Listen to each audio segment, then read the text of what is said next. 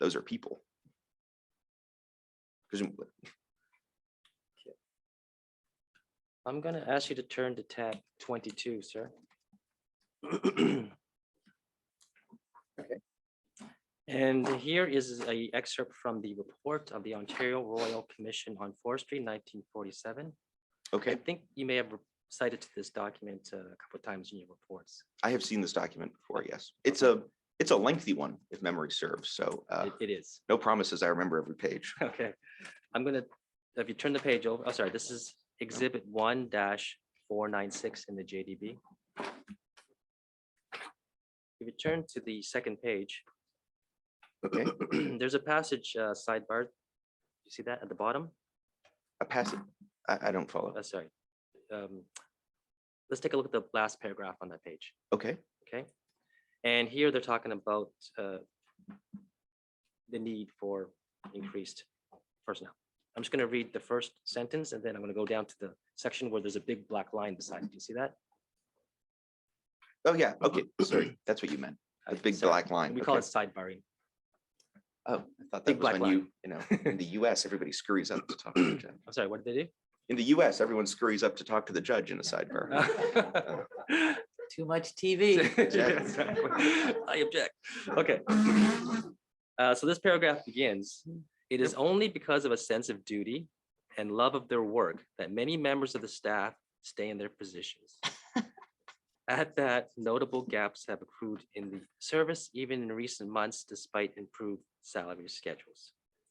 And now going to the big black line, the line that starts, unless we are willing to spend the money necessary to employ 3 or 4 times the present number of foresters and other technical personnel, including rangers, scalers, etc., forestry and the maintenance of forest in this province will continue to deteriorate because present staffs are totally inadequate for inspections and control. In a decade or two, forest industries will begin to shrink with consequent distress to the communities concerned, loss of revenue, and a general weakening of the economic fabric of the province.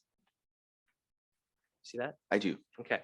Now, I understand you're not a forestry expert, and I'm not asking you to give any opinions about forestry, but in your research leading up to your reports, did you have any contrary understanding as to why they were increasing hiring of staff? Did you think the overhead costs related to something else other than hiring of people they needed? So this passage is speaking to hiring rangers, scalers, etc. So that wouldn't be head office staff. That would be in the district offices.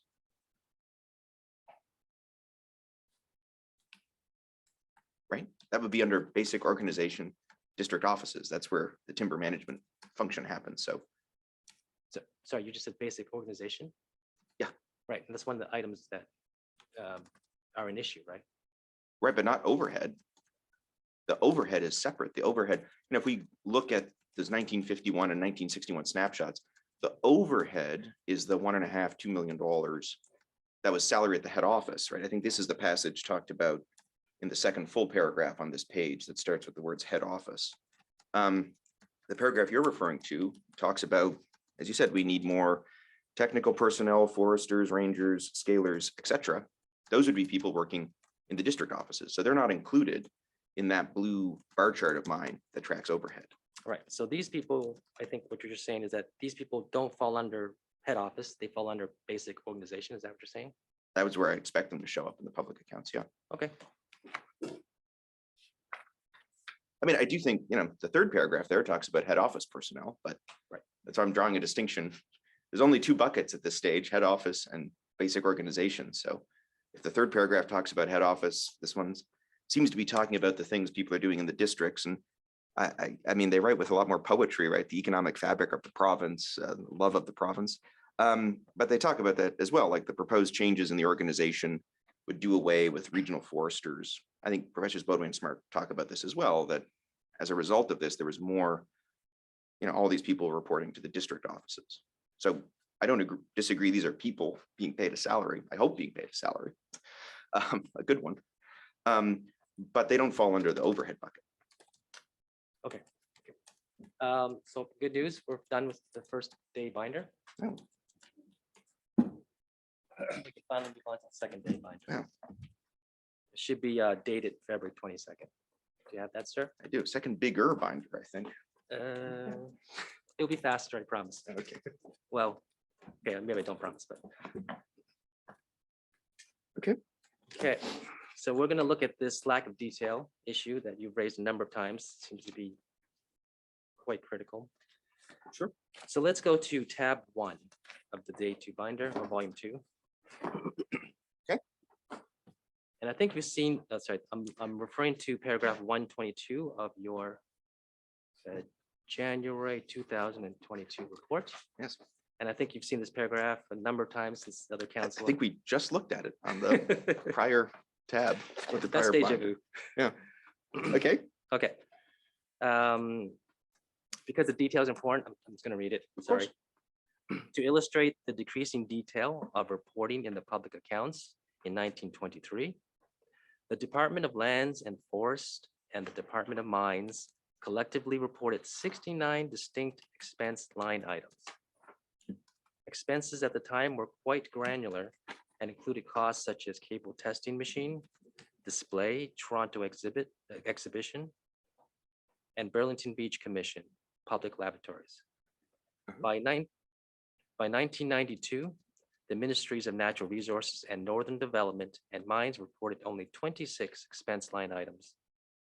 As it is to be expected, these expenses provide much less information as to what the expenses covered. For example, expenses at the time include, quote, Northern Development and, quote, mineral resources. Okay.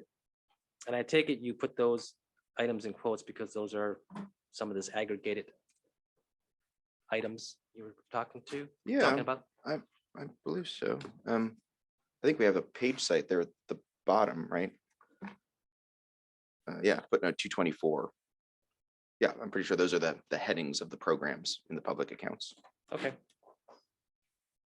Okay. So what we're going to do, we're actually going to go to your footnote here.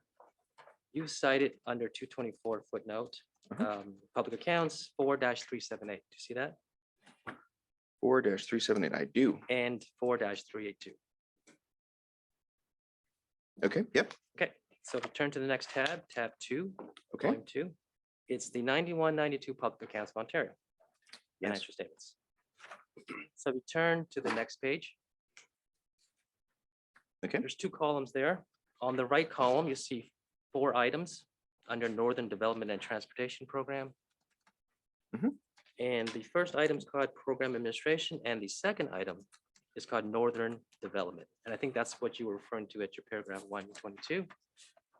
Is that right? Yeah, I think so. Right. And the issue is that you don't have a breakdown of what that is. I mean, I think there's a breakdown provided later about like salaries, expenses, etc. But it's not, programmatic in the same way it was before. Okay. Well, we have that. You Okay. Go to the next tab. Tab 3. So when you have the paper copy, the paper public accounts, sorry, this is tab 3. Uh-huh. It's open like a book. So on the left-hand side of page 2 of this tab, you have the page we just looked at. Yep. And just to the right of that is the next page, 379. Uh-huh. And you see item 2 on the first column. Item 2, yeah. This is the Northern Development item 2. Yeah. And here it is broken down. It says broken down to 13 items.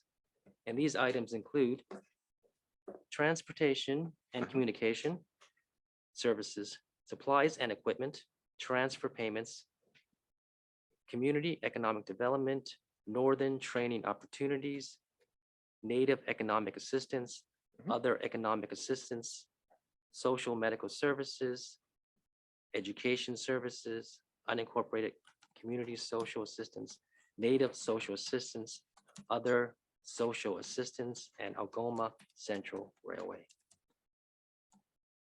See that? Yeah. Right. Like I said, so it is broken down.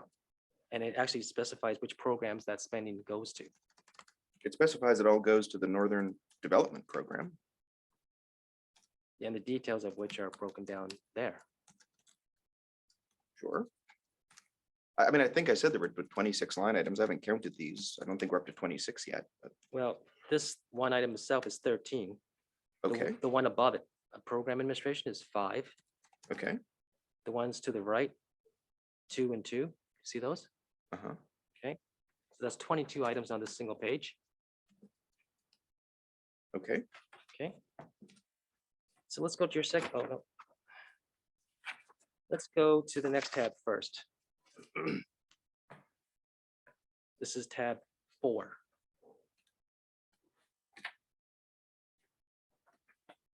Public accounts of the public province of Ontario for 1923. okay, Okay, this is the year that you compared the 92 to. sure. Okay, you turn to the second page. Uh-huh. Just looking at some of these items. Yeah. And if you see about 60% of the way down on the left column, down of the page, sorry, Okay, there's an item called grants. Do you see that? yes, It's right under allowance for school section. yes, And that's one of the expense items you referred to in your paragraph. You said there were 69 distinct expense items. That's one of them, I presume. yes. I mean, I think there must be another page or two because there's not 69 on this page we're looking at. Right. Okay, That was just an example I'm taking you to. sure. Okay, so let's go to tab 5 of this binder. Okay, Okay, we're back to the Public Accounts of Ontario. back to 90 portrait too, so I have to keep Sorry, flipping. yeah, sorry. No worries. Public Accounts of Ontario again, Yeah. 92. Sure. Second page, Okay, second column. Says Mines and Minerals Program. Mhm. There's 4 items there, and the fourth one, Mineral Resources. Yep. See it? And that's the mineral resources you referred to in paragraph 122, I presume. yes. That's Okay. that's the program, the program level expenses. Right. So again, public accounts are in paper form. If you open them up, go to tab 6, Okay, landscape orientation, page 2. Uh-huh. So you see the page we were just on, 4-382. Yep. And to the right is a breakdown of each of those items. You see in the first column, main office, okay, actually has 5 expense items underneath it, and then a statutory appropriation and minister's salary, that's an additional item. sure. Mining lands, another 5 items. Okay, Mineral development, item 3, 6 more items. okay, And then we have the mineral resources that we were just talking about. Yeah. And that's broken down to 8 items. I see 6. Oh, I see. There's 3 sub items under transfer payments. Right. Okay, And under those transfer payments, you can see Ontario Geoscience Research Grants. Yep. Other geoscience research grants. Sure. Environmental Youth Corps. Uh-huh. Right, so you have grants specified by name here. And in the 1923 one, we only saw grants, okay. right? So there's actually more detail here about the grants, Well, sure. okay? And in the second column there, Oh, yeah. the first item 5, at the top, it's 5 sub items, I guess. Okay, And capital is 4 more items, okay, right? So there's 34 items on that one page alone. okay. I haven't counted them, but So when you say there were 26 expense items in the 1992 public accounts for 2 ministries, we've already seen on 2 pages, 34 and 22, sir. yeah, I mean, I think some of the sub items, I don't think I was counting Northern Development because I don't think there's any disagreement that Northern Development is out, but I guess whether or not you count the specific grants on that page we're looking at, I think you get to a number of about 26, but again, even if you break out, right, like what was that one we were looking at, mineral resources, they're doing a number of things, like the program description for mines and minerals provides funding for stimulating and regulating the utilization of the province's mineral resources. That's the little text at the bottom left of the thing on the screen at the moment, the thing, this page of tab 6. And that doesn't tell us how much of that is supporting the resources generally, how much of it is collecting like the salaries and wages. I mean, we can say there's a breakdown of many line items on mineral resources, but salaries, employee benefits, transportation, services, supplies, none of those tell us what those people are doing, right? You can split apart the program level spending into those 5 buckets, but it doesn't give you any more detail as to what's actually being done by those 5 expenses. Put differently, whether you just have the mineral resources line item or those 6 sub items on the right-hand side of the page, there's no more detail about what's going on in that program. Does that make sense? Well, that wasn't exactly my question. Oh, but sure. I'm just trying to follow along what you gave as evidence in paragraph 122. You said there's 26 expense items, but there isn't. There's plenty more. Okay. You accept that. I accept that there are more entries here, but that's kind of like in the 1921 public accounts. If we skip ahead a few pages, they list every person's individual salary, right? So there's, if you want to count line items that way, there's thousands of line items in 1923. I'm just trying to take at like the level at which we can know what they're doing. Well, you counting grants is one, and here we Yep. have individual grants, but you don't count them as individual grants? Right now, I'm just looking at how they describe the program level expenses, because that's the only level at which I have detail. Sorry, what detail do you have in the 1923 grants category? Oh, I mean, I don't have any more detail than I have on the grants here. I mean, the fact they're giving Ontario Geoscience Research grants or other geoscience research grants, they're 2 line items, but they don't give me any more detail about what the difference is between the 2. Okay, so you don't have any more detail from those Exactly. 1923 items. That's the 1992 items, yeah. Sorry, I just asked you about the 1923 grants. Right. Sorry, I was saying the fact that there are, Ontario grants and other grants in 1992 doesn't provide any more detail than just grants in 1923. Right. You're saying it's the same level of detail. Yeah. And I'm drawing the analogy that in the 20s, the 30s, the 40s, I think up until the 60s, if you skip a couple pages after that page we look at, you can actually see an indexing of every single employee and their salary.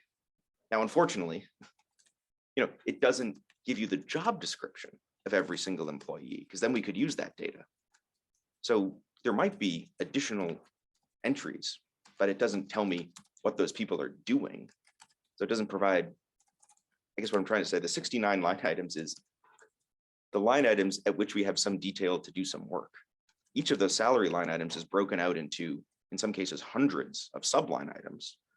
So one could say we had several hundred line items in 1921 and compare it with the number you're counting here. Either way, there's less detail. Does that make sense?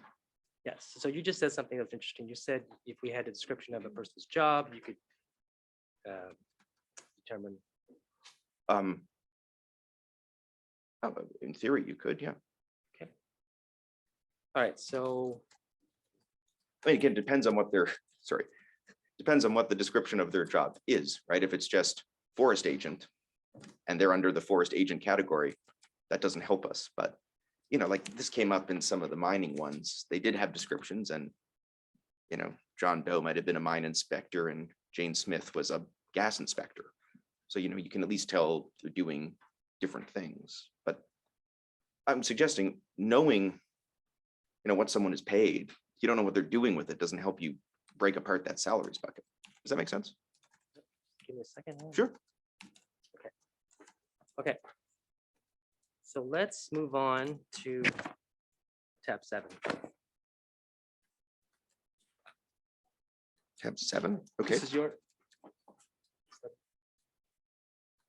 Okay. Sorry. Do you need Tab a break, 7. Mr. Hutchins? Pardon? Do you need a break? Mr. No, I'm good. The question is, what was your plan? To go to 11:30 though. Okay. And then break. Okay. Unless Madam Court Reporter needs, okay. Sorry, we were at tab 7. Yes. Mr. Hogg, I'm just going to ask you, if you don't mind, Sure. when you're putting material to the witness, could you keep your eye on me? Oh, Luckily, the witness doesn't have to take any notes, but I'm struggling absolutely, with this speed. absolutely. So we are in the volume 2 binder, tab 7. Okay, And this is your slide 167. Do you see that? yes, Okay. And behind it is that snapshot that you referred to. yes, And we saw this yesterday as well. right. Yep. Okay. And you have identified 3 items on this snapshot by the red squares. Mhm. Okay. They are main office, basic organization, and Department of Lands and Forest. Right, the total, yeah. Okay. Okay, I see And those then you- numbers. Sorry. And then you have a text box there on the bottom right, which reads 87% plus is mixed expenses with no way economically meaningful way to attribute. That's right. Um, is that first way a typo with no? Yeah, with- there shouldn't be two ways there. Yeah. Yeah, So it should read with no economically meaningful way. that's correct. Okay.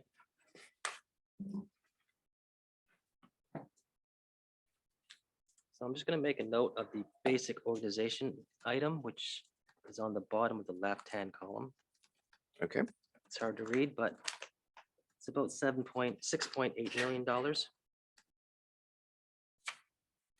6.8 million, yeah, yes, Right? Yeah. 6 point, yeah, Yeah. 6794, that's right. It's actually, yeah, $6,794,258.13. That's right, Okay. So let's go to the next tab, tab 8. sure.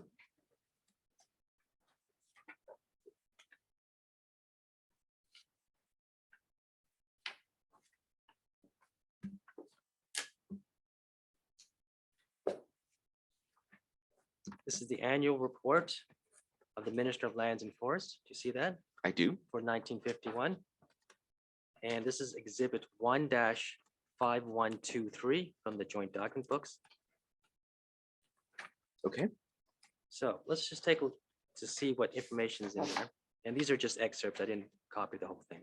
I was gonna say, they're usually a few Yeah, hundred pages, so. They're fairly large. yeah. So if you turn to the second page in this tab, Okay, we have a trend chart of revenue. okay, And then below it, we have a disbursements category. okay, And it's the main office and it's broken down to sub items there. Salaries, traveling expenses, maintenance and operations, damage. Do you see those? I do, Okay, and that's a breakdown of that main office expenses, it appears to be. yes, Okay. Turn to the next page, it's marked as page 8, but it's actually the okay, third page in this tab. Again, there's more breakdowns of different expense items. yes, And just to give an example, the first item there is under field services, basic organization. Do you see that? I do, It's subcategories of salaries, traveling expenses, maintenance and operations. And then you have additional cost items of extra firefighting, yes, fire prevention, conservation, and fish and wildlife. yes, Then you have a list of specific grants. yes, And my favorite, wolf bounty, yes, bear bounty, okay, Division of Air Service, yes, Division of Research, Division of Surveys, and then Mississauga Salvage Project. yes,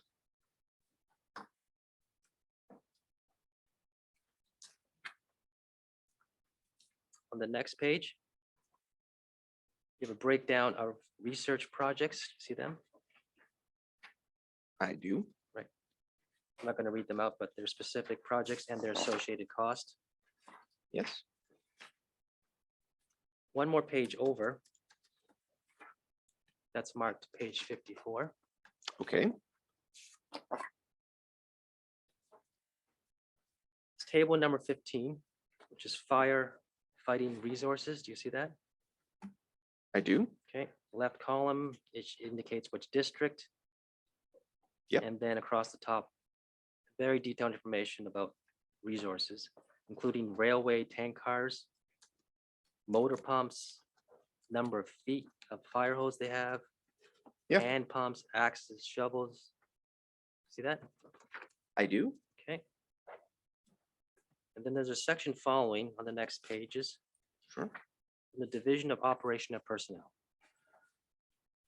Okay, I'll take your word for it. Okay, there's a title sheet there. Yeah. Sorry. As I'm taking your word that there's no more title sheets between that title sheet and the Ah, next page. right. Oh, but I see the heading on the next page. Right. Says in the top right corner, so we're good. So if you go to the page that's marked 73, right after that title page, Sure. you can see a breakdown of employees working in different districts, it appears. And table number 3. I'm not sure what they are. I don't think they're districts because the first one says air service. Yeah, So, okay. but I agree. It appears to be some Locations. breakdown of where people work Right. or not where, but How many people how work? they work. And then below that, you have table number 4. Do you see that? I do.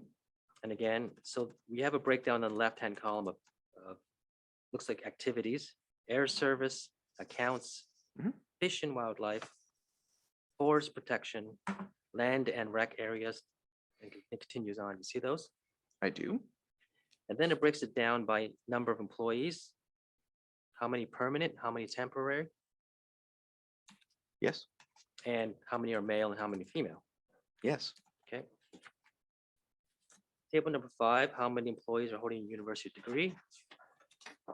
Yes. Turn the page over. Okay.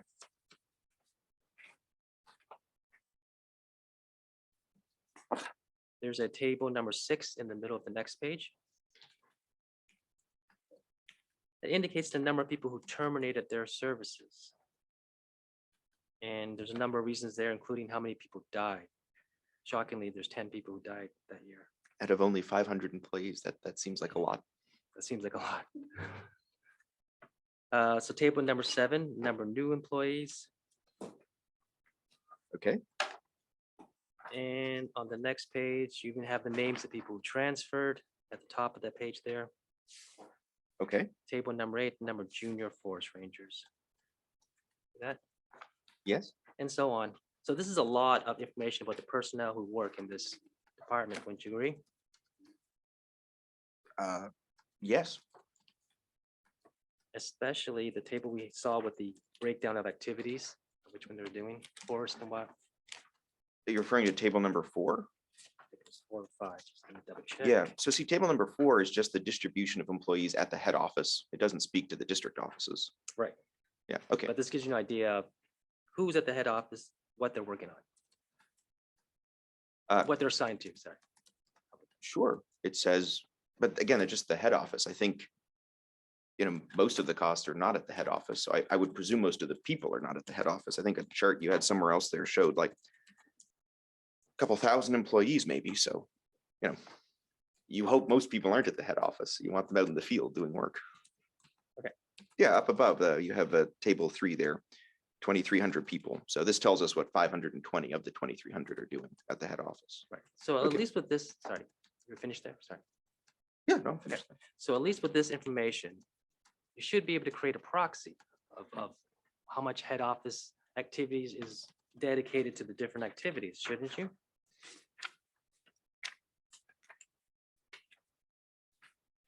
Sure, you could create a proxy of how much of the head office activities, how they should be assigned. But it doesn't help me with the basic organization problem of how those activities should be Sorry, assigned. but this answers your question about head office. You can make a proxy from this to break down the head office. You could, sure. I mean, I think I talked about headcount being one of the ways you could allocate head office expenses. For most of this, we're using revenue, but sure. I mean, the issue becomes you have a line item like operation and personnel, or you have a line item main office at the head office. I don't know what those people are doing. I guess they're working for the super head office. But sure, you could, say, so timber management, 63 people, what is that, 12%, I guess, are engaged in forest management. Okay. So let's turn to the next tab, Okay. tab 10. Tab 9 is the next tab in my book. Find this one. Oh, yeah, it's fine. Turn to tab 10. Okay. This is the other example that you spoke of, the 1961 snapshot. Yeah. And it's very similar. You've identified 4 items: Yes. main office, basic organization, parks improvements, and Department of Land and Forest. Right. Yeah, the departments of land and forest is the total. Right. Okay. Sorry. And this illustrates what I was talking about on the last page, right? Basic organization is more than 8 times head office. Yeah. Okay, but yeah, those are these numbers, I agree. Okay. And I guess the same question would apply. If you had the personnel breakdowns like similar to what we just saw, you could break down that main office number, 2,148,000, into a proxy. Yeah, you could. I mean, there are other things there. You'd have to make some assumptions about relative salaries, make some assumptions about some other things. Sure. But you could? Okay. I mean, I think I could calculate the ratios in that table, whether or not they would correlate with the costs. I mean, make some assumptions about, but But Yeah. you can make a proxy. I mean, you can make a Well, proxy of I anything. wouldn't mind if you'd finish the question. You can make a proxy for, To estimate what proportion of, for example, the main office, if you had the same information that we just saw from the public accounts. You could make a proxy out of just about anything. I'd have to think through if it would be a reliable proxy and, does this count employees, permanent or part-time, or what their salaries are? There's lots of things that might work into that. If people in different divisions are paid relatively more or less, doing it on headcount, it's going to be misleading. So I think I said on the prior one, I can tell you what % of the employees are in that group, but whether or not that would be a meaningful proxy is a question I'd have to study. Okay, you know what? Let's go back to tab 9. So these are transcript excerpts from your February 13th examination in chief. Uh-huh.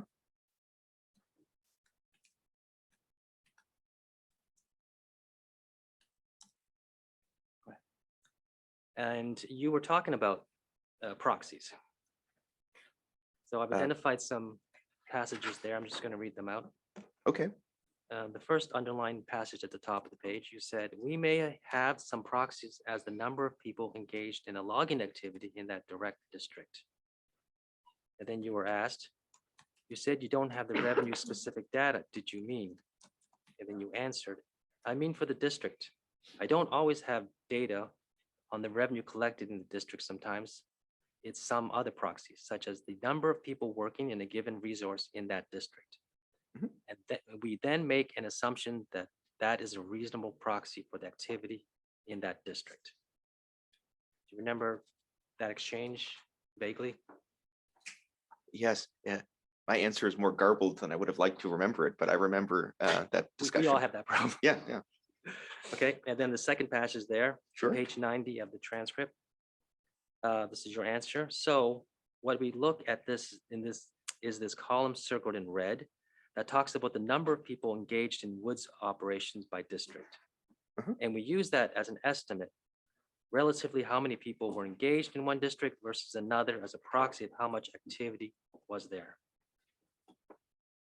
And then the final passage there, in your answer, you said, and I think we took a very careful look at all the data available, and where we could use reliable data, even reliable proxies like the value of log products with the number of people working with the woods, we used those where we could.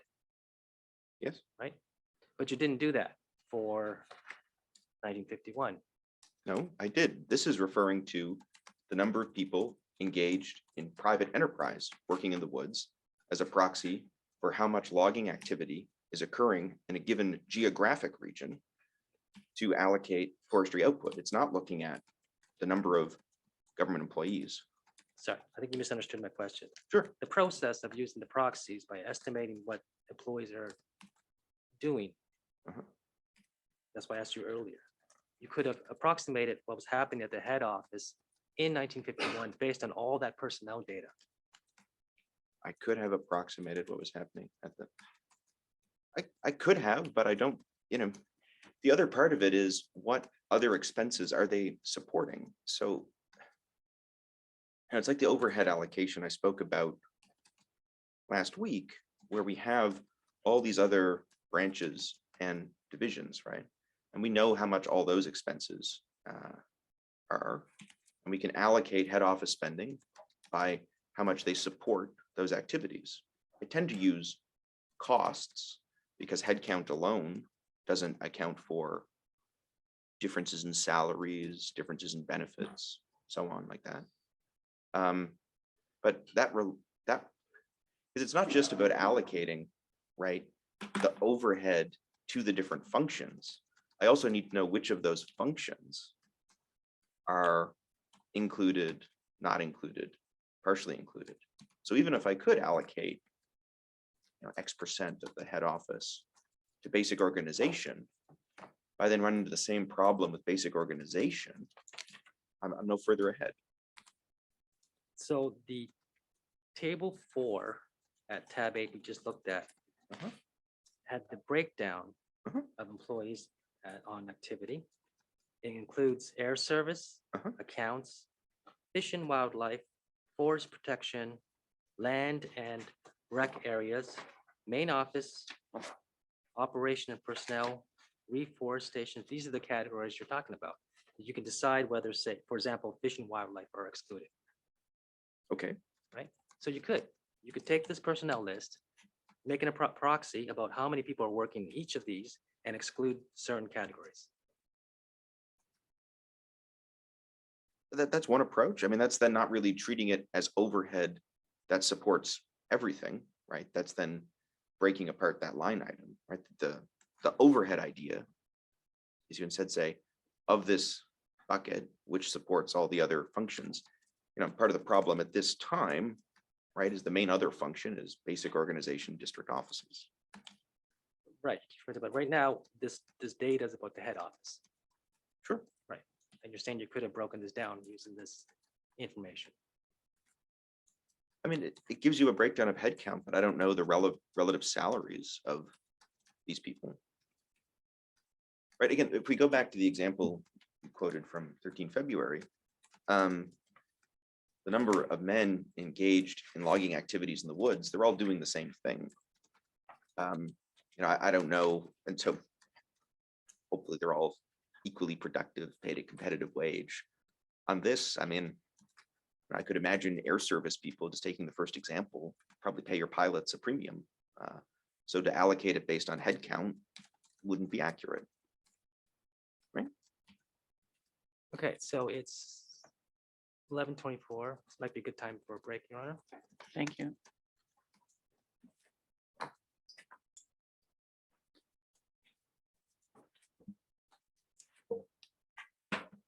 Take 15 then.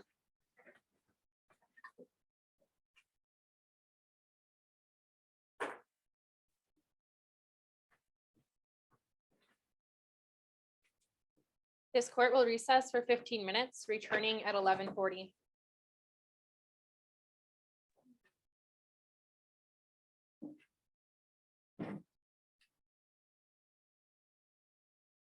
This court is now resumed. You may be seated.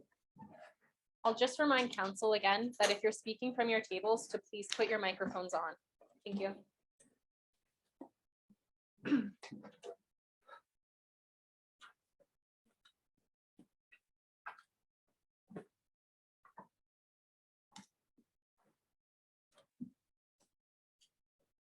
When you're in.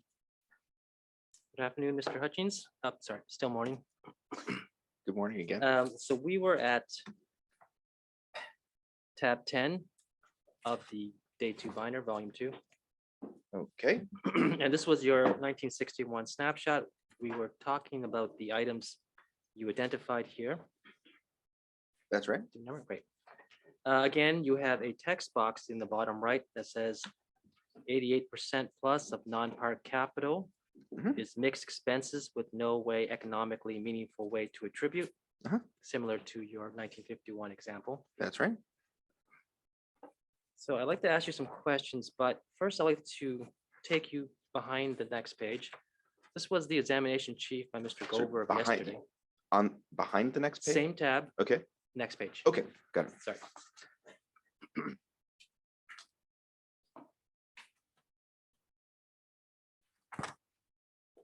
Are you there?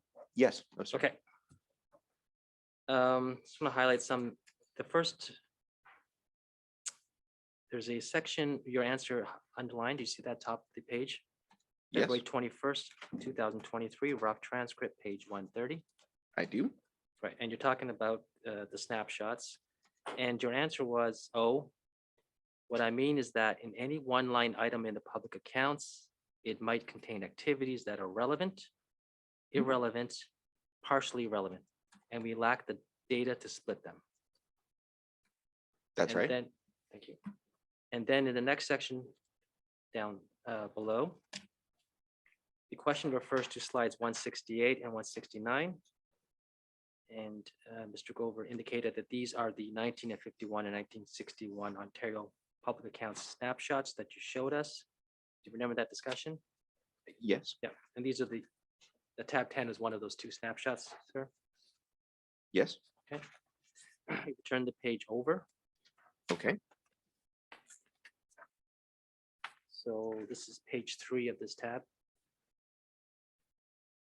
okay.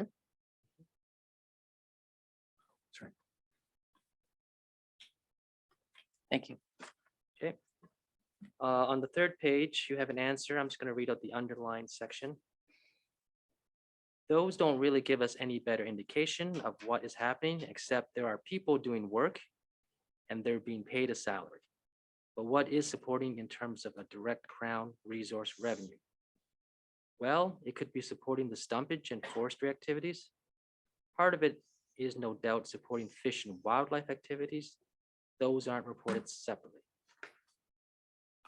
I see that, yes. Yep, and continue on below. But my point is, the underlined section there. But my point is, as between them, I don't have a reliable basis to separate them. And then Mr. Gover asks you, or to ask the question, are those expenses broken down into any more detail in the public accounts? Answer, no, not in the public accounts. Question, and if we go to slide 169, which is 10 years later, here we have the snapshot for 1961 from the Ontario Public Accounts. Mhm. A little bit of a leading to get to the point. But is there any difference here in what we see? And you answer no. I see that, yes. Yep. And the final question on this page, he questions, what information does that give us about whether these sub-item expenses are relevant or irrelevant expenses? And you answered, it doesn't give us any information about how to separate the relevant from the irrelevant. See that? I do. Is that generally a fair capture of what the discussion was yesterday? Do you remember? Yes, I remember. The transcript looks accurate, except some more mumbling than I might like. I think that's a fair representation. As I said, we all have that. Mr. Hahn, can I just ask, is this a continuous transcript? Are there any breaks here? Is that the, So I think the last section is all one section. So the first section is separated, but the second section is continuous, I believe. all right. So I am going to ask, if you create documents, please number the pages of the document. Okay, Yes, Your Honor. thank you. Okay, so if you go back to tab 10, Okay, this is your, sorry, it's the same tab. It's the first page. sure. That's why I was a little confused there. So let's highlight, let's keep track of one of these items, and I'm gonna, you mentioned the basic organization a number of times, so let's take that one. Sure. It's at the bottom of the left-hand column.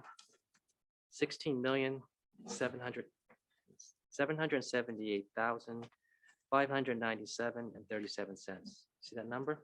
I do. Okay, and you've testified to this court that there's no meaningful there's no way economically meaningful way to attribute that amount. That's what your red box there says. Yes. Okay. And that's, I think, the questions here that you just read back were about the sub items of salaries, traveling expenses that make up that 16 million. So, yeah. Right. Okay. Right. Part of your answer that we just read from yesterday is that it's not broken down to things like fish and wildlife where you can exclude it or other items. Is that right? That's right. Okay, so let's go to tab 11.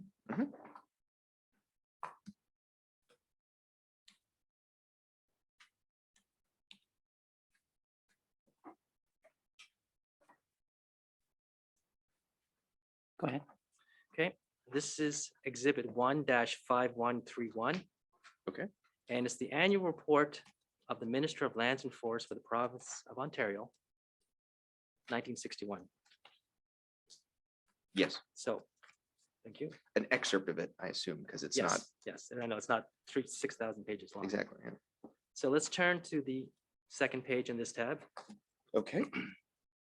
So we start to see a breakdown of expenses. The first one's main office, salaries, traveling expenses, maintenance and operation. Do you see that breakdown? I do. And the second item, right about the middle of the page, see it, basic organization. Yes. You see salaries, Yes. traveling expenses, maintenance and operation, equipment, and then there's an item called less federal contribution. Do you see those? Yes. And when you take these into account, you go to the right column Mhm. and you see that number 16,778,597.37. You see that? I do. Right. And that matches up to that number we just saw in the snapshot. Yeah, I think I believe so. almost exactly, or maybe exactly, but certainly. Okay. Yep. So initially, we already have some sort of breakdown between salaries and traveling expenses and maintenance, operation, and equipment. You see that? I do. Of that one item. Yep. It's the Okay. same breakdown, I think, that was on the prior chart. Okay, and there's other additional items on this page, extra firefighting, Uh-huh. air service, land and surveys. So it's other activities this office is doing, and it shows these costs for those. It's other activities under the heading of field services. It's not other activities that the district offices under basic organization are doing. Right, sorry, I meant, yeah, the field office, and it's further broken down to these categories. Field Sure. services, my. Yeah, there we go, sir. Sorry. The offices I was just getting hung Yeah. up on. Yeah. We have additional detail on the next page. Okay.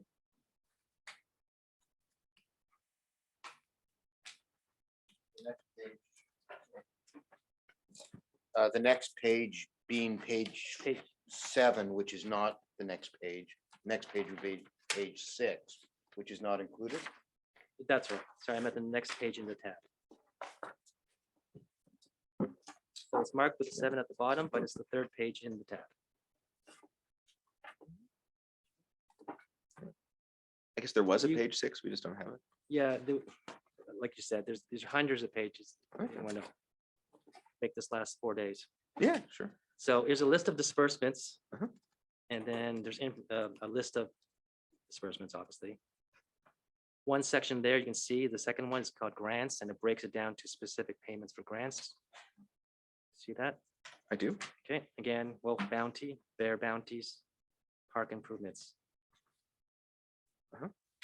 So I agree, these numbers.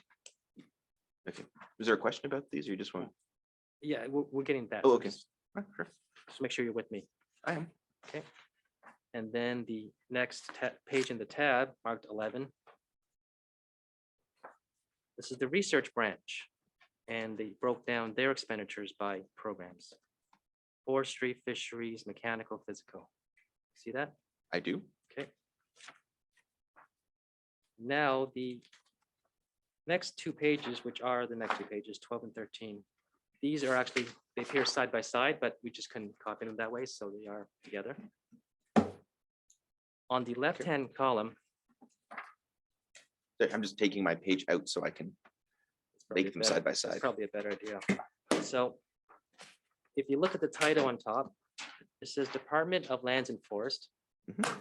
total expenditure allocated to main services rendered for the year ending 31st March 1961. Yes, I see that. Okay. On the first column to the left, ordinary expenditures, and they list items there, including main office. Do you see that? I do. Surveys. Yes. And then the third item is basic organization before deduction of federal contribution 678, 641. Yep. Right. And then you see the total of 17,457, 238. I do. Right. And those numbers matched up to the second page, I believe you saw, with the breakdowns. So that's, I think, yeah, if you subtract the 671, it probably matches up. The number we had before in our heads was 16 million something, but that's right. 16 million something plus. Yeah, I think that's the other number plus the 678,000. Yeah, I'm actually gonna, I'll take it there to make sure. If you go back to the second page of this tab, Sure. you can see basic organization again. Oh, And yeah, then, yeah, you see the federal contribution is 678, 641. I do. That's the difference. Mhm. Okay. That's the number from your slide deck, basic organization. Yes. So, and obviously the other items are here too, public information, air service grants, wolf and bear bounties. So Yes. what this spreadsheet then does, if you scroll to the right, it breaks down each of those items to program or activity groupings. And you see on the first column is, sorry, the second column is total. Mhm. And then you see forest protection, a breakdown, Mhm. lands, timber, fish and wildlife, parks, air service, research, surveys, field administration. Sir, isn't that the exact kind of breakdown you said we're missing from these accounts? These aren't the public accounts. I think these are the report of the Minister of Land and Forest. So Okay, breakdown's not in the public accounts. The problem here, though, is still under this timber, right? The program description for timber is quite general, right? Not everything is about direct Crown resource revenues. We had some excerpts I looked at from, I think, the more recent years, 2005, 2015, where they describe the program in text. It's like the one you took me to from 1992 for mining. The description of what is being done in these, so even taking the timber column, right? There's things in there that are fully relevant, partially relevant, not relevant. I still can't disentangle those. sir, you're telling me that we have a breakdown Uh-huh. of basic organization, Yes. which you told us couldn't be economically broken down in a meaningful way, Uh-huh. to activities, including things like fish and wildlife, which you said you could use to exclude that category. And you're saying today that you need more information. Yes. I'm saying, Fish and Wildlife Parks, Conservation Authority research, those aren't forestry related, but I still have, an undifferentiated mass of $5,974,000 for timber on what you're showing me. Some amount of that is not relevant, Yeah. I'm saying you still need more. It's like the program description we looked at for natural resources management last week, where we talked about promoting competitiveness of the resources generally, and the idea that these programs, like the excerpt I think you showed me earlier with the sidebar from the 1947 Commission, these expenses are supporting a lot more than just the direct Crown resource revenues. I still have to do that allocation, and there's still not enough data to do that allocation or attribution. In your answers to our friend, Mr. Gover, Mhm. I just read out, it's back at tab 10. Mhm. You said part of it, no doubt, supporting fish and wildlife activities. Those aren't reported separately. Yeah. But they are. I mean, I think the question I was being asked was, are they reported separately in the public accounts? They're not. And if we look at the 1951 example you took me to before, where the cover page had the gentleman in the cap, The prior annual report, there wasn't a table like this. So as a general rule, I mean, some years there might be reported, some years they're not, but that only solves part of the problem, right? You're still left with, under timber management, there's a lot of reasons the Crown is going to spend that money. We have to go about allocating it to the direct Crown resource revenues we're looking for. This is the relevant expense test you took me to yesterday from the amended judgment. Okay, so hold on a second. Sure. Are you making a distinction between information and data available in the public accounts versus the annual report of the ministry? I mean, I acknowledge they're two different data sets. Right, but when you say there's no data available or a lack of detail, are you drawing any distinction? Because that was just part of your answer just now. Oh, well, you were putting to me the questions from Mr. Gover yesterday, which was asking about those specific line items up on the screen. More generally, I still don't think there's a way to meaningfully disentangle this category of timber. Sorry, perhaps, and I was answering too narrowly the question posed yesterday, but when I was directed to the numbers I was shown yesterday, they're on that data. The subdivision he presented me didn't subdivide it. Looking at these data, you know, it removes some things, but it still is going to include other things that aren't fully relevant. And I still need a way of allocating or matching the timber expenses to the direct timber revenues. This still doesn't provide that. Mr. Hutchins. Yeah, sure. Sorry, this, Oh, sorry. this being this report to the new, minister? this report to the minister. Yeah. Go ahead. Mr. Hutchins, Okay. have you read this annual report prior to giving testimony here in this court? I read this annual report. Probably parts of it. Yeah. I mean, I read a bunch of annual reports. So- I don't recall if this one's in my documents considered list, but I certainly read a number of these. So when you were answering questions yesterday Uh-huh. and about the lack of detail Uh-huh.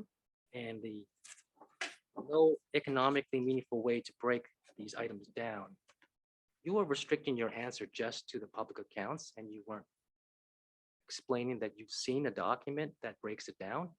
Oh. No, I mean, my statement that there's no economically meaningful way to separate them still applies. I mean, this is the document you just took me to. Whether we can first split it into 5 bigger undifferentiated buckets, we still have the problem of what are those undifferentiated buckets? And in 1951, I think the best we have is that headcount data you showed me at the head office. So I wasn't being exclusionary and only talking about one document. I still think there's no meaningful, reliable way to do it. Sorry, but you exclude fish and wildlife expenses, isn't that right? I do.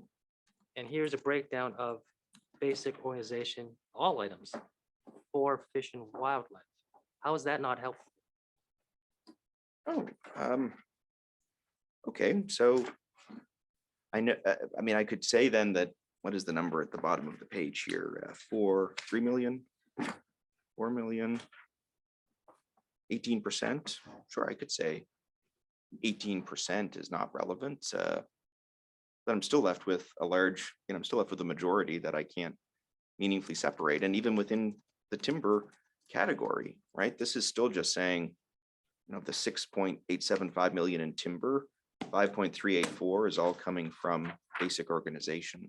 Sorry, I'm at page 12 of the document. I forget which page that is in the tab. That's fine. The rightmost column, 5.384 over 6.875. I mean, that's still a number about 80%, I think. So it's still, the same issue is still present.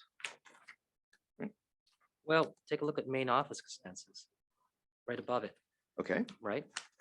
Fish and wildlife, 356,481. Mhm. Timber, 526,313. Not the same proportion. So I was looking within the timber column, just trying to make the point that even if you wanted to go down this path within timber, you still add up main office and basic organization, you get to, you're right, it should be a higher number, 5.9 million. out of 6.875 million, that's a bit of an undifferentiated mass. Again, without a way of disentangling what basic organization is doing within this timber program, there's no meaningful way to say what's directly relevant, partially relevant, not relevant. Let me just make sure I understand what you're saying. Sure. We have items in your examples that you chose, things like basic organization, main office. Uh-huh. You said there's no economically meaningful way to attribute those. Uh-huh. You tell my friend that there's no way to break down that data, and you did say in the public accounts. Uh-huh. You've read annual reports that contains a breakdown of these items. You don't mention it, and now you're Oh. saying these individual items, you need even more information in order to make any kind of proxy work or guesstimates or estimates about how much each one would be, as you say, relevant or irrelevant. That's what you're saying? I think I've said that all along. I didn't mean to mislead, but again, this category, like the program descriptions we looked at, doesn't provide the level of detail I need. In 1923, you accepted the item of grants as an item that's one of your, I can't remember the number, Uh-huh. 96, I think it was. Uh-huh. Here's an item of grants, but are you saying you can't break this down any further? Well, I think the grants item is small in the grand scheme of things. The basic organization number, either in total or this table assigns it to timber. I don't know what's happening within that $5.4 million, except that, as I talked about yesterday, people are being paid a salary. They're being reimbursed travel expenses. For what purposes they're receiving a salary, where they're traveling, what they're doing. It doesn't provide any more detail. So you keep talking about the amounts and the percentages, but my questions are more Okay, sorry. basic, Okay, right? We have an item here, grants. okay. You've accepted that in other years Mhm. as a satisfactory item. Here's an item of grants. Okay. And it's also broken down by activity. Uh-huh. Are you saying now that it's not acceptable? Oh, see, because so much of it, going down the left-hand side, still ends up in basic organization. Sure, I could say grants.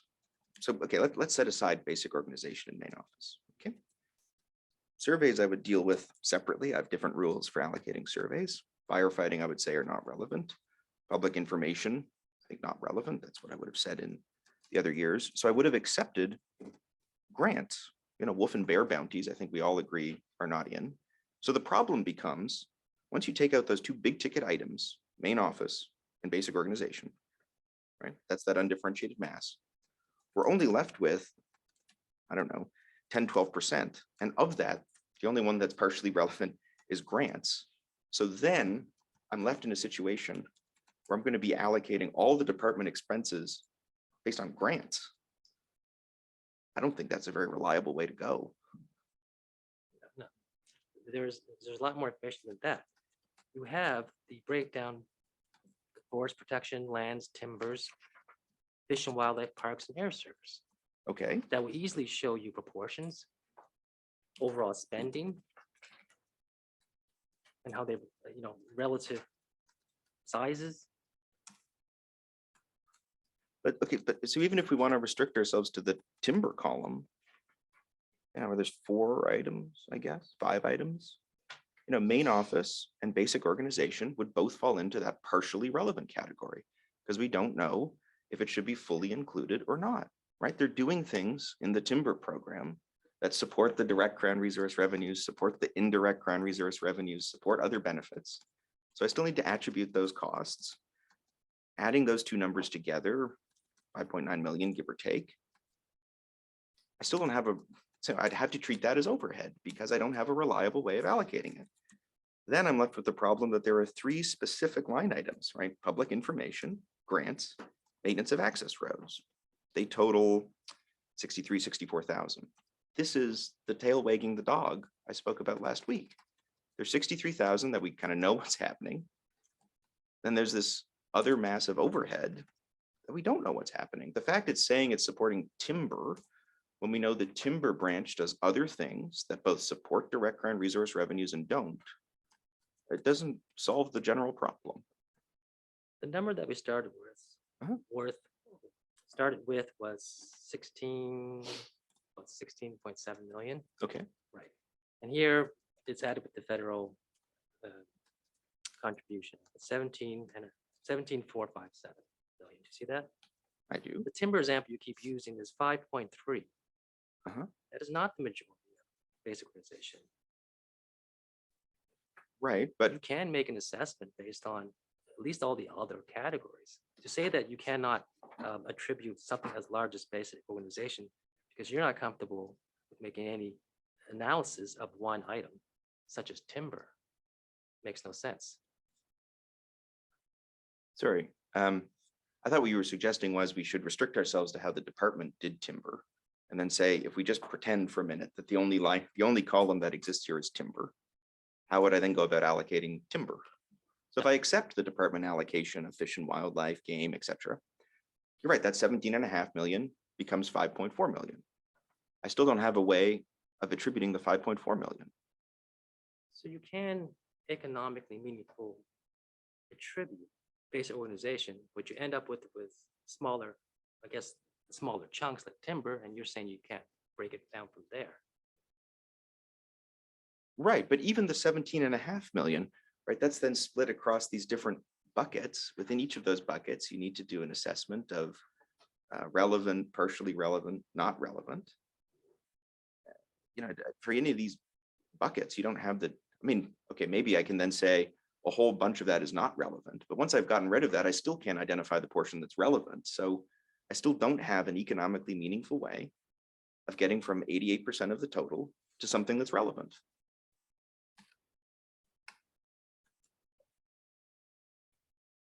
Sorry.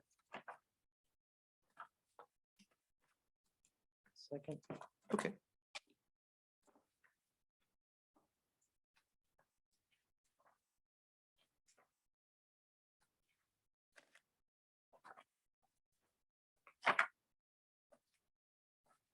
So when you came down, sorry, I presume you have read this one. I wasn't sure your answer was probably. 1961? Yeah. Sorry, where have you gone? I'm still at the same tab, sorry. Thank you. Tab 11. Tab 11. I don't remember every single year that I read or didn't read, or what parts I read or didn't read. I've seen reports like this. I don't know with certainty if it was the 1961 report. Probably looked at parts of it at some point, but I don't have that specific. At some point, they start to blur together. Okay. Yeah. Let's assume you've seen reports like this. Okay. Okay. And you've seen items like basic organization broken down to these categories. Okay. Okay. Sure. And then your conclusion was because you can further break down each and every one of these subcategories. Therefore, you cannot break up basic organization. Right. I mean, really, the only one I would need to break up is the one for timber. Right. Again, academically, I might be interested in doing this exercise for lands and air service and parks, but the only potential direct ground resource revenue is timber related. So if I can't break down the timber one, my own curiosity, I might want to try to break down the others, but that's the one that really matters for the attribution decision I need to make here. Sorry. Yeah. You can't break down the timber one. You didn't bother to try on anything else. I mean, whether or not I could break down fish and wildlife wasn't going to affect the calculation I was doing here. Again, intellectually, it might be interesting to try, but it wasn't going to be relevant to the calculations I was doing. So I didn't do it. Okay. I'm going to put to you, sir, that other years for these annual reports have similar breakdowns. Would you accept that? Have you seen other ones? I've seen a couple like this. I've seen others that don't have them. I couldn't guesstimate for you minority, majority, significant majority. I didn't. Okay. But there's a lot of years that don't. There's, more than one year that does, more than one year that don't. We're just going to take a look at some of them just Sure. to confirm your question, your answer. Yeah. If you go to the next tab, which is tab 12 of volume 2, of the binders, Sure.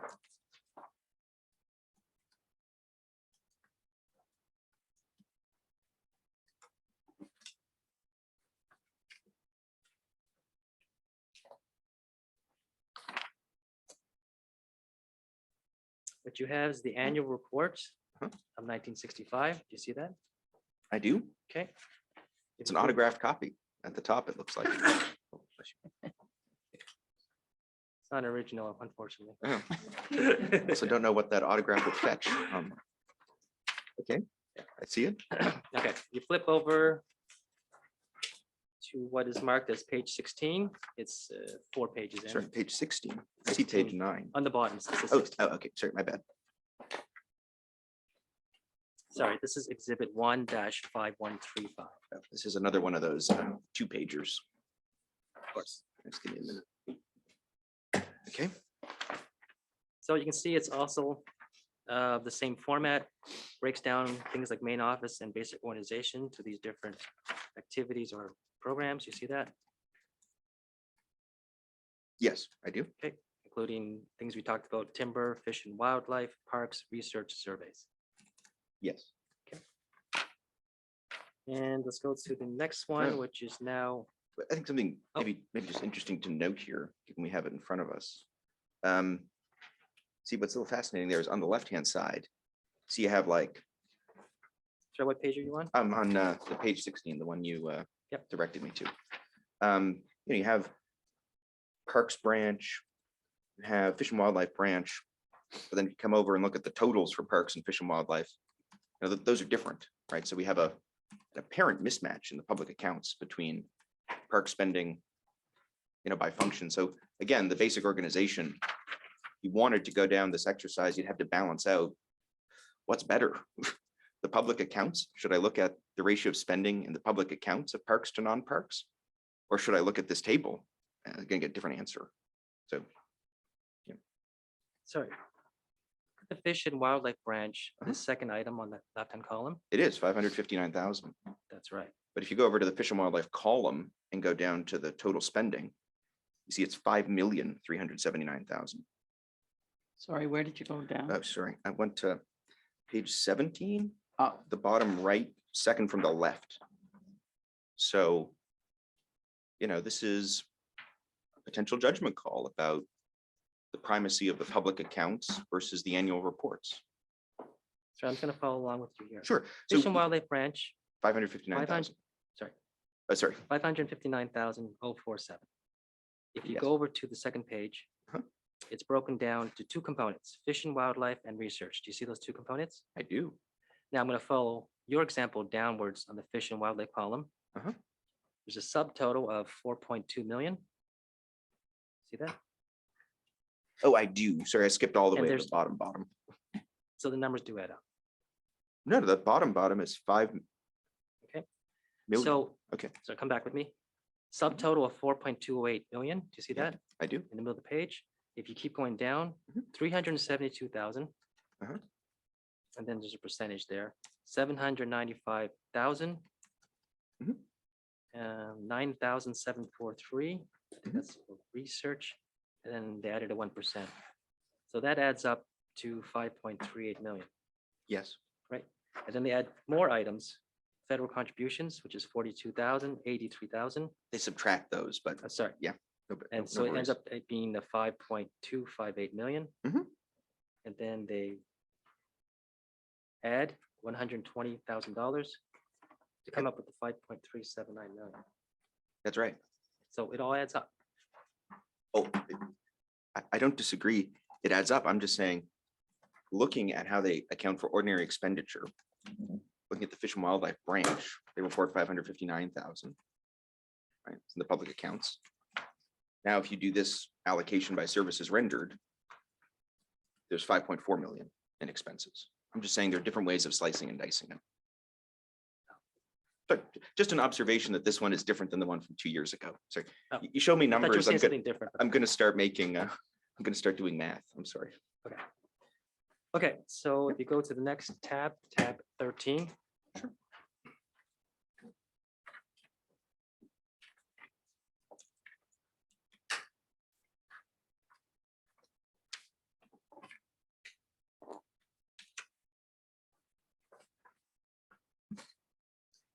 4 pages in, Mhm. it's marked page 68 at the bottom.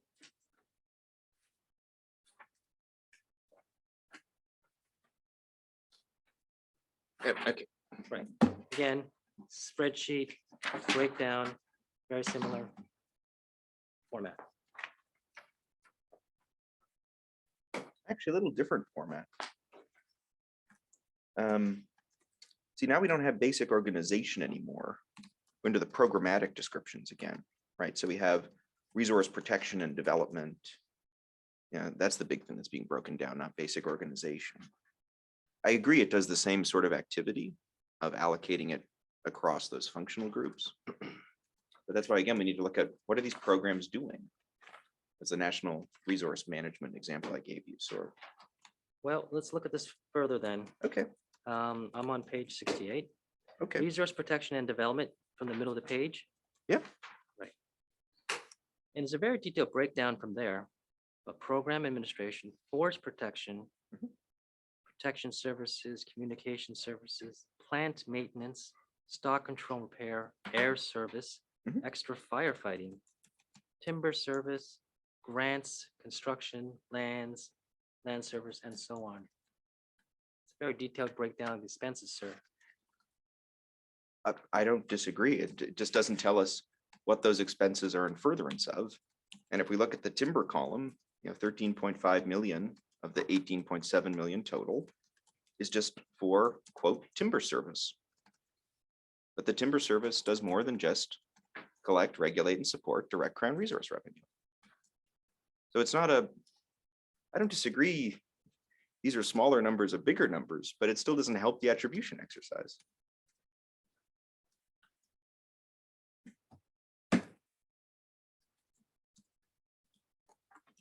Okay, well, there's plenty of other examples. I don't think I need to take them, but I guess Okay. you accept that there are many years of this similar breakdown, and like you said, there's sometimes different formats, different presentations of data. Yes, I accept there are different formats and different breakdowns of data. Let's actually go to tab 18. Sure. This is back to the public accounts of Ontario. Okay. Tab 18, Your Honor. Just let me catch up, please. Yes.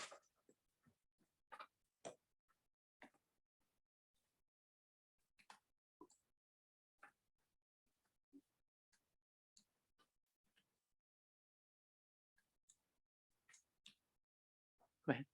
This is exhibit 1-6273. Okay. If you turn the page over. So this is similar to the 1992, I guess, format where it takes an item, and it breaks it down to the subcategories. Do you see that? Yeah, I think a lot of them, the 90s, 2000s, 2010s, have a similar format. Okay. So let's start with the first item here, operating natural resources. You have the salaries, employment benefits, transportations, supplies and equipment. And then transfer payments, you have very specific items. First Mhm. Nations Resource Development Summer Experience, Fur Institute, payments in lieu of municipal taxation, and so on. Do you see those? I do. Again, so those are very detailed items that you could determine attribution from. I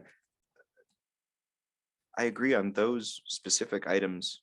You could, but for the big ticket items like salaries, a little more tricky.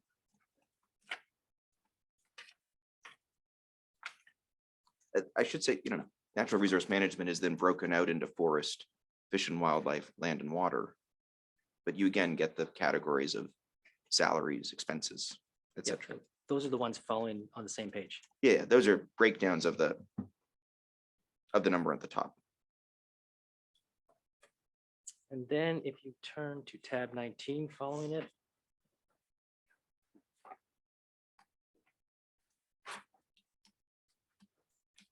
Okay. Okay, it's the same year, public accounts. This is volume 3, Uh-huh. excerpts from. And this is exhibit 1-6275. Uh-huh. I've included this as an example, but if you turn the page to page 2, Page 206, is that the one? 205. Okay. Right? So it's a very detailed breakdown of certain expenses. And on this page, you see employee salaries and wages, employee benefits. And then on the other side, on the other column, traveling expenses. Do you see that? I do. And what follows is, I don't know, hundreds of travel expenses to the dollar. If you go to page 208, Uh-huh. left-hand column, Uh-huh. near the bottom, there's another category called other payments. Do you see that? I do. Materials, supplies, etc. Items like 24-hour toner service. Payments to numbered companies. Those are Yeah, there too. right. Yeah.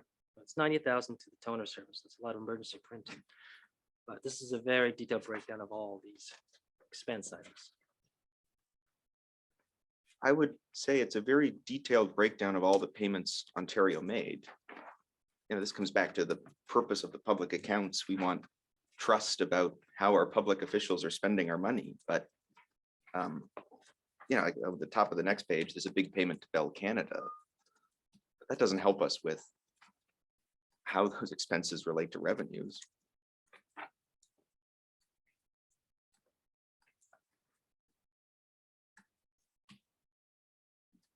So let me get this straight.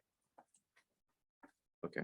If you can't break down each of these subcategories to a degree that you are satisfied to, I guess, the minuscule level, you do not break down the big items like basic organization. Sure, I don't. No, I don't. I'm sorry, I'm going to object to this question. Implicit in the question was that he did try and break down things to a minuscule level. I don't believe the witness has ever used that. It was an unfair question to say that he had used minuscule. Okay. It might be a word you want to define or refer back to a word that's been used. Fair enough. So when you have large items such as basic organization, and you can see the breakdown per activities in these annual reports and public accounts, you have not taken steps to attribute portions of them for fish and wildlife, parks, research, things that you would, what I hear, exclude, Uh-huh. because there are other parts of that breakdown which you say you cannot break down further. I don't. Sorry. I'm having a little Is there a difficulty- question, agree or disagree with that Okay, proposition? Sorry, it sounded like a question mark at the end. That's what I meant. You know, I don't think I would agree with that characterization. But you didn't do it. So I didn't attribute the expenses for timber management between included, partially, I'm sorry, relevant, partially relevant, and not relevant, because I lack the data to do it for, say, that timber management basic organization category. I talk about, and maybe this is a helpful way to back up. I said there were those three buckets, right, of relevant, fully relevant, partially relevant, not relevant. The not relevant is for completeness. At the end of the day, what really matters is, did I get all the relevant and partially relevant ones? Because those are the ones that enter the arithmetic for net ground resource revenues, right? So even if there's a way to discard expenses for fish and wildlife or parks or conservation authorities, that doesn't help me answer the question of what's left, what's relevant, fully relevant, and what's partially relevant. For that, I need detail on timber management. So let me say we lived in a world where there was a super detailed breakdown of timber management at the same levels we had back at the first part of the 20th century. And there was no information whatsoever on fish and wildlife, parks, etc. I could apply my method. I could do a reliable analysis, right? That's ultimately what matters, is for the expenses that are relevant, which are those that relate to the collection, regulation, support of the relevant revenues. That's what I need to be able to do. So the fact that in some years there's a breakdown of parks and conservation authorities, etc., because there's not the focus of my analysis, it's helpful, but only to a point. And in terms of the minuscule detail, like take this example we're looking at now at tab 19, I don't disagree. There's hundreds, maybe thousands of individual entries of expense payments or material payments, but none of that helps me with the relevance. I mean, these same level of details existed in the early public accounts where they listed every person's salary even. But that, that might be very fine-grained data, but I can't use it in any way. Like whoever J.S. Burke is versus R.J. Van Krat as the two people on 205 listed first. I don't know what to do with that. Just because a big number is broken up into lots of little tiny numbers, if it's not done in a way that I can put it back together that's helpful, that's not helpful to my analysis. It doesn't solve the bigger problem of what expenses were undertaken for the regulation, collection, and support of direct Crown resource revenues. Is that how? I'm just trying to draw a distinction. I'm reading in your question that there's something about the detail we're looking at here on tab 19 that's important. And I'm just trying to draw a No. distinction here about. I actually left tab 19, but Oh, you've left tab 19. Oh, I'm well, sorry. I've gone to a more higher level. Okay. If you have an item like basic organization, Uh-huh. and then sub-categorized to things like fish and wildlife, Uh-huh. parks, surveys, Uh-huh. you can say you've done it. You've said fish and wildlife out, that portion's gone. Surveys, for example, in. You Okay. can do that portion. And if you say there's a portion left over for timber, and you have to guess was 50% or anything, but Mhm. you haven't done those, you haven't taken those steps. You just said, I can't break this down at all. Well, I mean, I looked forward to say, could I break down the timber one, which is, basic organization in that timber column was the lion's share. If I don't have a meaningful way of disaggregating that number, it's a bit of a fool's errand to try to do the other parts if I can't do the part that will actually enter into my analysis. Okay, so I think the answer is yes, you didn't do it because of this lion's share approach. Well, I mean, I'm using lion's share as the example. You can use other metaphors, but basically I didn't think there was a way that would produce reliable estimates. Right?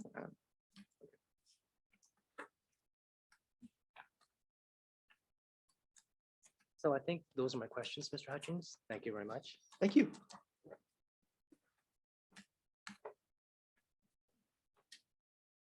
Okay. Thank you very much. What's your thought? I'm ready to go, Justice Hennessy, but I think maybe everyone would appreciate a lunch break. I think that's a good idea. So I If I could be one of everyone else. Okay. I think we'll nevertheless be able to finish today. If we might have to go a bit past 4, I'm assuming that's all right because I understand that the flights to Toronto have been canceled anyway. Why? Bad weather down there, apparently. So I'm happy. Okay. The usual hour and a half is fine with me. All right. And we might expect some re-exam. If there is any re-exam. Yeah. Okay, very good. So then we'll take a break, an hour and a half.